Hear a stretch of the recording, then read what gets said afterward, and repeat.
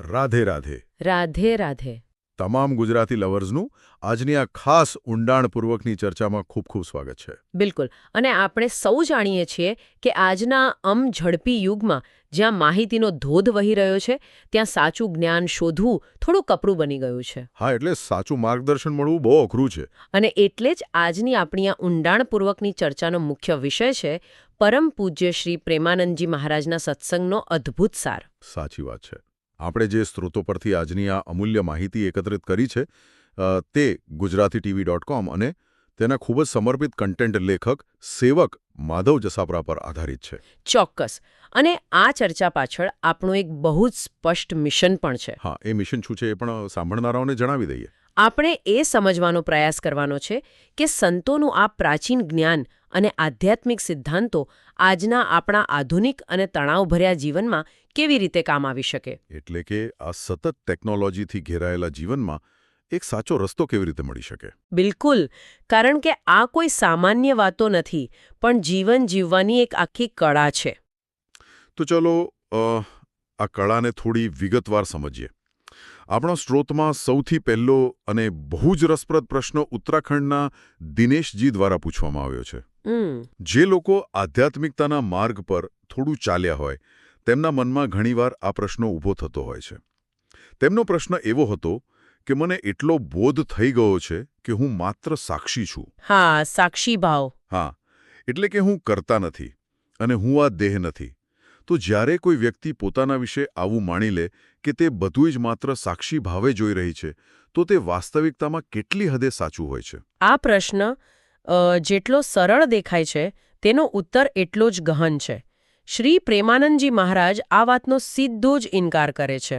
અચ્છા, સીધો ઇનકાર? હા, તેઓ બહુ જ સ્પષ્ટ શબ્દોમાં સમજાવે છે કે માત્ર પુસ્તકો વાંચીને કે પ્રવચનો સાંભળીને સૈદ્ધાંતિક જ્ઞાન મેળવી લેવું અને પોતાની જાતને સાક્ષી માની લેવી એ બહુ જ મોટી ભ્રમણા છે. એટલે માત્ર વાંચી લેવાથી કંઈ સાક્ષી નથી બની જવાતું? ના, બિલકુલ નહીં. જો ખરેખર આવો બોધ થઈ ગયો હોત તો તેને આધ્યાત્મિક ભાષામાં બ્રહ્મબોધ થઈ ગયો કહેવાય. એક મિનિટ, અહીં થોડો ઊભો રહીશ. આ બ્રહ્મબોધ શબ્દ થોડો વજનદાર છે. હું વિચારતો હતો કે શું એનો અર્થ એવો થાય કે વ્યક્તિ સંપૂર્ણપણે મોહમાયાથી મુક્ત થઈ ગઈ છે?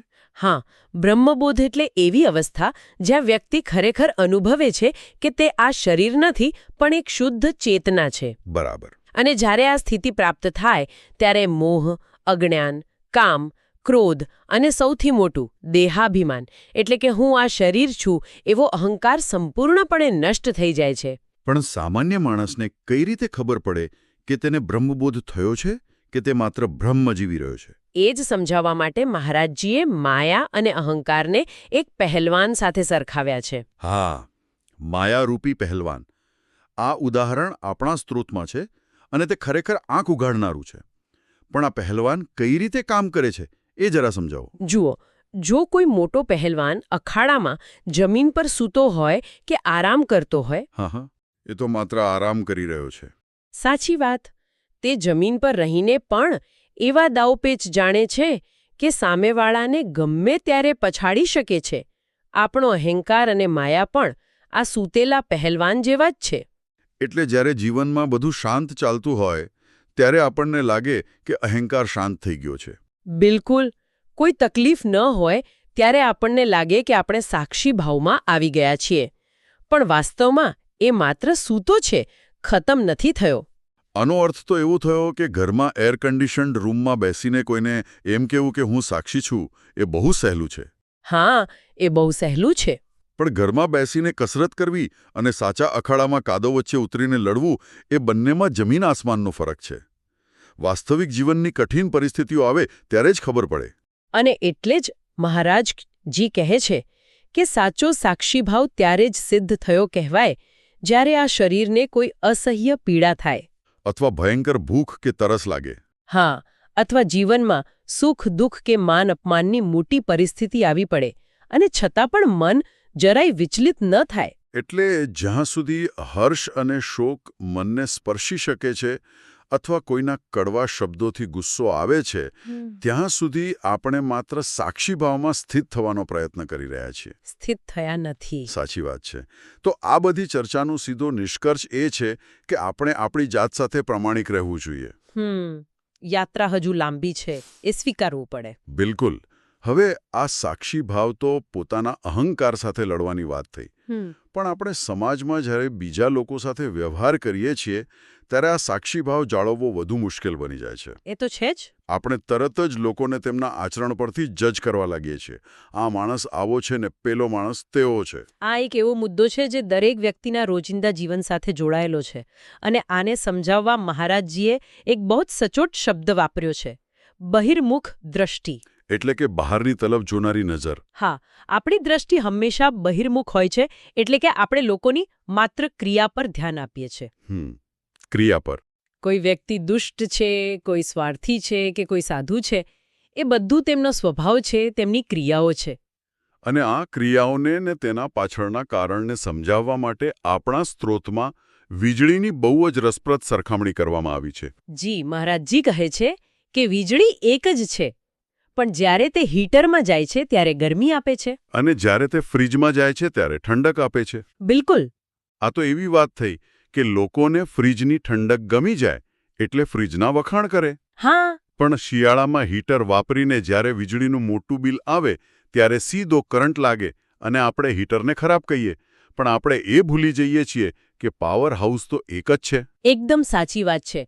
બંનેમાં વહેતી ઊર્જા તો સમાન જ છે અને આ જ વાત મનુષ્ય સ્વભાવ માટે લાગુ પડે છે. એટલે જો આપણી દ્રષ્ટિ માત્ર ક્રિયા પર હશે તો આપણે કહીશું કે આ માણસ સારો છે અને પેલો માણસ ખરાબ છે.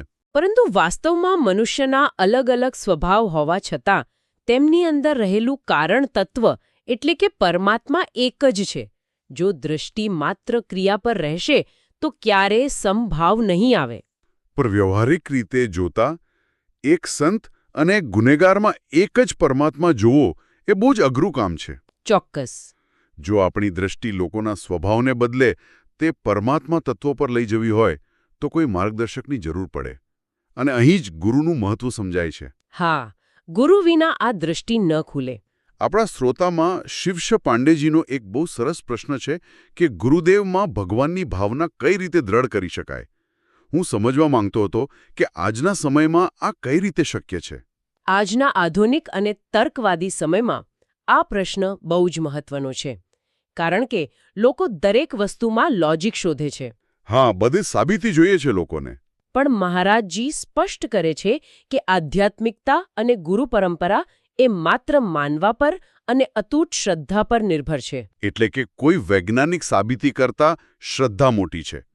પણ ગુરુમાં ભગવાન કઈ રીતે જોવા તેને થોડું સરળ ભાષામાં સમજીએ. મહારાજજીએ આના માટે એક બહુ જ સાદું પણ ચોટદાર ઉદાહરણ આપ્યું છે. જેમ કોઈ નદીમાંથી લાવેલા એક સામાન્ય પથ્થરને આપણે શાલિગ્રામ ભગવાન માની લઈએ છીએ અને તેની પૂજા કરીએ છીએ. વિજ્ઞાનની દ્રષ્ટિએ તે માત્ર એક પથ્થર છે, પણ શ્રદ્ધાની દ્રષ્ટિએ તે સાક્ષાત ભગવાન છે અને માત્ર માનવાથી અને પૂજા કરવાથી કલ્યાણ થાય છે. અદ્ભુત વાત છે આ. તેવી જ રીતે સામાન્ય દેખાતા મનુષ્ય શરીરધારી ગુરુમાં પણ એવો જ ઈશ્વરીય ભાવ રાખવો પડે છે. આ વાત પરથી એવું સમજાય છે કે અહીં ગુરુના કહ્યા પ્રમાણે ચાલવાની અને પોતાની બધી જ બૌદ્ધિક દલીલો મિટાવી દેવાની વાત છે. બિલકુલ. દલીલો માટે કોઈ જગ્યા નથી. એટલે કે જીવનમાંથી કેમ આવું થયું અથવા જો આમ હોત તો અથવા પરંતુ મારી મરજી જેવા શબ્દો હંમેશા માટે કાઢી નાખવા. સાચું સમર્પણ એ જ છે. જેના જીવનમાં આ જો અને તો નથી રહ્યા તેના માટે ગુરુ જ સાક્ષાત પરબ્રહ્મ છે. અહીં મહારાજજીએ વસ્ત્ર એટલે કે કપડાનું એક બહુ જ અદ્ભુત ઉદાહરણ આપ્યું છે જે શ્રદ્ધાની ટોચ દર્શાવે છે. હા, વસ્ત્રનું ઉદાહરણ. પણ કોઈ વ્યક્તિ એક નિર્જીવ કપડા જેવી કેવી રીતે બની શકે? હું કહેવા માંગતી હતી કે જેમ એક કાપડનો ટુકડો છે તેને માથે પાઘડી તરીકે બાંધવામાં આવે કે પછી તેને પગ લૂછવા માટે પગ નીચે રાખવામાં આવે, તેને કોઈ વાંધો નથી હોતો. હા, તે વસ્ત્ર ક્યારે ફરિયાદ નથી કરતું કે મને માથે કેમ ન ચડાવ્યો. તેવી જ રીતે જ્યારે કોઈ સાધક પોતાના ગુરુને સંપૂર્ણપણે સમર્પિત થઈ જાય ત્યારે તેને કોઈ ફરક નથી પડતો. એટલે ગુરુ તેનું માન કરે છે કે અપમાન એ ગૌણ બની જાય છે. બિલકુલ. તે માત્ર ગુરુના હાથનું એક રમકડું બની જાય છે. અહીં આપણા શાસ્ત્રોનો પેલો પ્રચલિત શ્લોક યાદ આવે છે, ધ્યાન મૂલમ ગુરુમૂર્તિ, પૂજા મૂલમ ગુરુપદમ, મંત્ર મૂલમ ગુરુવાક્યમ, મોક્ષ મૂલમ ગુરુકૃપા. એટલે કે ધ્યાનની શરૂઆત ગુરુની મૂર્તિથી થાય છે અને મોક્ષની પ્રાપ્તિ તેમની કૃપાથી. આ શ્લોક ખરેખર સમગ્ર સમર્પણનો નિચોડ છે. એકદમ સાચું. પણ હવે આજના સમયની એક મોટી વિડંબણા વિશે વાત કરીએ. આધુનિક યુગમાં જ્યાં બધું જ સ્માર્ટફોનની એક સ્ક્રીન પર આવી ગયું છે, ત્યાં આ પવિત્ર શ્રદ્ધા અને સમર્પણ કઈ રીતે ટકાવી શકાય? આ એક મોટો પડકાર છે. આપણા સ્ત્રોતમાં ગોપાલ ચંડકજી દ્વારા બનાવાયેલી એક મોબાઈલ એપનો ઉલ્લેખ છે, જેમાં 800થી 900 જેટલા ધર્મગ્રંથો ઉપલબ્ધ છે. આ ખરેખર આધુનિકતાનો અને ટેકનોલોજીનો એક શ્રેષ્ઠ અને સકારાત્મક સદુપયોગ છે. હા, લોકો માટે કેટલું સરળ થઈ ગયું છે. આજના ડિજિટલ યુગમાં આધ્યાત્મિકતાને લોકોના ખિસ્સા સુધી પહોંચાડવાનું આ એક બહુ મોટું માધ્યમ છે. પરંતુ મહારાજજી આની સાથે એક બહુ જ ગંભીર અને લાલ બત્તી સમાન ચેતવણી પણ આપે છે. ચેતવણી? કેવી ચેતવણી? જેના પર આપણે ખાસ ધ્યાન આપવું જોઈએ. કારણ કે જ્ઞાન સરળતાથી મળી જાય તો તેનો આદર જાળવવો મુશ્કેલ બની જાય છે. ઓહ હા, આ ચેતવણી પવિત્ર પ્રતીકોના આદર અને સન્માન વિશે છે. આ આપણે રોજબરોજ જોઈએ છે. દિવાળી કે અન્ય તહેવારોમાં પૂજા કર્યા પછી ભગવાનના ફોટા કે ખરાબ થઈ ગયેલી મૂર્તિઓ લોકો ગમે ત્યાં મૂકી દે છે. હા, લોકો નદી કિનારે, ઝાડ નીચે કે કચરાપેટીની આસપાસ રજડતી મૂકી દે છે. આ આધ્યાત્મિક દૃષ્ટિએ એક બહુ મોટો અપરાધ ગણાય છે. અને માત્ર એટલું જ નહીં, આજકાલ વ્યાપારીકરણ એટલું વધી ગયું છે કે લોકો પોતાની પ્રોડક્ટ્સ વેચવા માટે થેલીઓ, અગરબત્તીના ખોખા કે મીઠાઈના પેકેટ્સ પર ભગવાનના નામ કે તેમના ચિત્રો મોટા અક્ષરે છાપે છે. હા, અને જ્યારે તે વસ્તુ વપરાઈ જાય છે ત્યારે સ્વાભાવિક રીતે તે પેકેટ કચરામાં ફેંકાય છે અથવા રસ્તા પર લોકોના પગ નીચે આવે છે. આ તો બહુ જ ભયંકર છે. અજાણતા જ માત્ર વ્યવસાયિક લાભ માટે ઈષ્ટદેવોનું કેટલું મોટું અપમાન થઈ રહ્યું છે. બિલકુલ. તો આનો યોગ્ય ઉકેલ શું છે? ધાર્મિક પુસ્તકોના ફાટેલા પાના કે ખરાબ થઈ ગયેલી છબીઓનું શું કરવું જોઈએ? મહારાજજી સ્પષ્ટપણે માર્ગદર્શન આપે છે કે જો કોઈ પણ વ્યક્તિ પોતાનું અને પોતાના પરિવારનું મંગળ ઈચ્છતી હોય તો ધર્મગ્રંથો અને ભગવાનની છબીનો સાચો આદર કરતા શીખવું પડશે. બરાબર.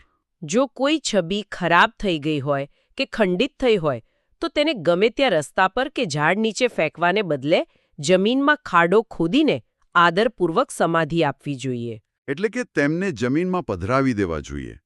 આ કરવા પાછળનું મનોવિજ્ઞાન એ છે કે આ એક નાનકડી શારીરિક ક્રિયા ભલે લાગતી હોય, પણ તે આપણા મનમાં રહેલી શ્રદ્ધાની ઊંડાઈ દર્શાવે છે.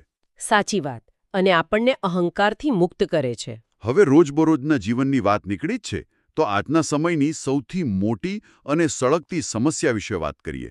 કઈ સમસ્યા? આપણા સ્ત્રોતમાં બેંગલુરુના રાહુલ મિત્તલનો એક પ્રશ્ન છે, જે કદાચ કોર્પોરેટ જગતમાં કામ કરતા દરેક યુવાનનો પ્રશ્ન છે.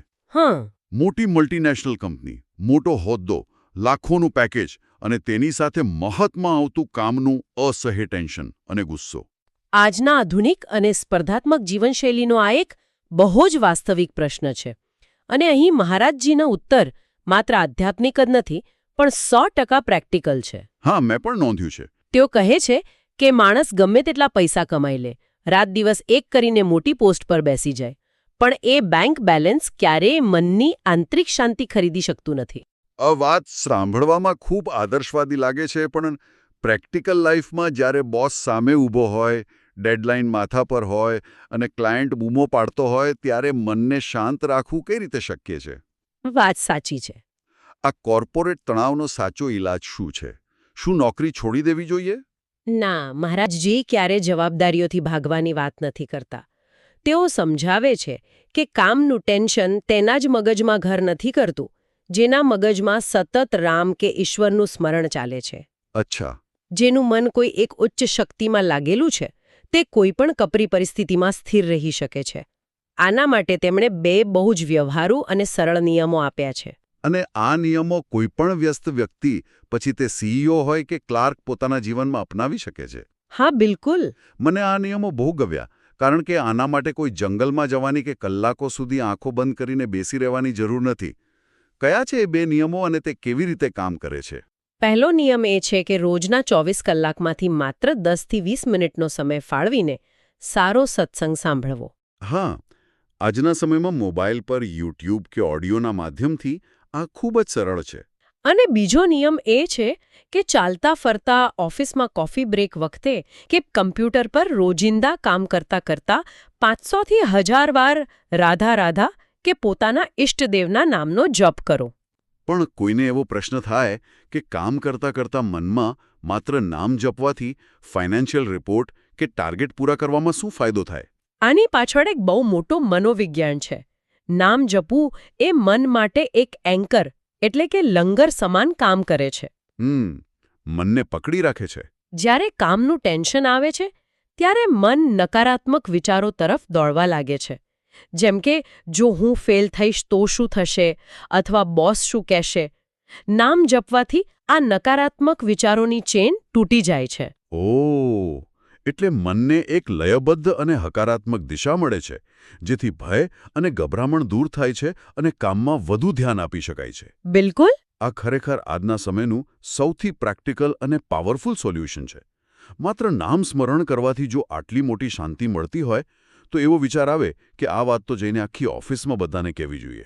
પણ ત્યાં જ એક પ્રશ્ન ઊભો થાય છે. હા, અહીં જ અભિલાષાજીની એક બહુ જ વ્યાજબી મૂંઝવણ સ્ત્રોતમાં જોવા મળે છે. એક તરફ એવું કહેવાય છે કે ધર્મનો અને સારા વિચારોનો પ્રચાર કરવો જોઈએ, તો બીજી તરફ આપણા ધર્મગ્રંથોમાં એવું પણ કહેવાયું છે કે અશ્રદ્ધાળુઓને કે નાસ્તિકોને આ જ્ઞાન ન આપવું.